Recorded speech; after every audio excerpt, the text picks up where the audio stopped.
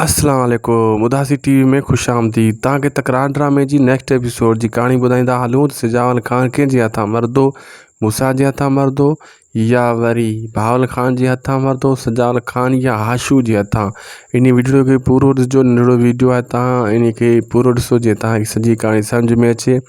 ऐं थी सघे त फेसबुक पेज ते ॾिसी रहिया आहियो त फॉलो लाइक शेयर ज़रूरु कंदा। मथां लिंक ते क्लिक करे यूट्यूब चैनल ते ज़रूरु अची सब्सक्राइब कजो। तव्हांखे ॿुधाईंदा हलूं दोस्तो, जीअं ई नेक्स्ट एपिसोड स्टार्ट थींदी तव्हां उन में ॾिसंदो त सिजावल ख़ान जे मथां जेको हमिलो थियणो आहे, सिजावल ख़ान इन हमले खां बची वेंदो ऐं नवाब ख़ान जी जेका ख़्वाहिश आहे उहा पूरी न थी सघंदी। छाजे करे सिजावल ख़ान वधि में थियो त ज़ख़्मी थींदो, लेकिन मर्दो ख़ान नवाब ख़ान जी इहा ई ख़्वाहिशात कहिड़े बि तरीक़े सिजावल मरे ऐं मूसा खे जेल में ॿधाए छॾियां।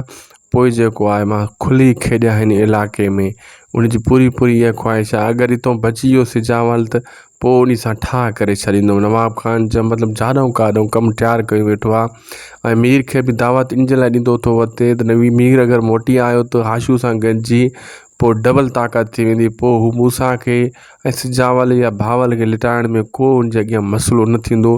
नवाब ख़ान जी इहा ख़्वाहिश हली रही आहे, लेकिन अगरि ईअं थी सघे थो त पोइ ड्रामो ई एंड थी वेंदो, लेकिन ईअं थियणो न आहे न। झिगझिगा इन्हनि जी पई हलंदी ऐं सिजावल ख़ान हिन हमले खां त भॼी वेंदो। अॻिते वरी ॾिसूं प्लैनिंग नवाब ख़ान जे लाइ वरी कहिड़ी ठाहे थो, लेकिन नवाब ख़ान इन हमले खां अगरि सिजावल ख़ान बची वियो त पोइ नवाब ख़ान अॻिते पोइ इन सां ठाह जूं ॻाल्हियूं ज़रूरु कंदो ऐं नवाब ख़ान ऐं सिजावल जो पोइ ठाह बि थी सघे थो ईंदड़ किस्तनि में।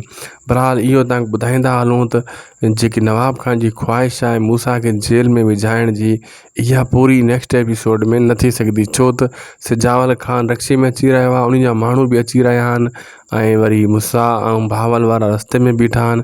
बहरहाल हीउ वधि में थियो त सिजावल ज़ख़्मी थींदो, लेकिन मरदो न इन हमले खां बची वेंदो। वीडियो पुॻो दोस्तो असांजो पुॼाणी ते। अगरि तव्हां एसी ताईं ॾिठो आहे त महिरबानी करे असांजे यूट्यूब चैनल उदासी टीवी खे ज़रूरु सब्सक्राइब करे छॾियो। अगरि तव्हां बि सब्सक्राइब नाहे कयो त हाणे सब्सक्राइब करे छॾियो, सभ खां पहिरियां जीअं वीडियो तव्हांखे मिले। ख़ुदा हाफ़िज़।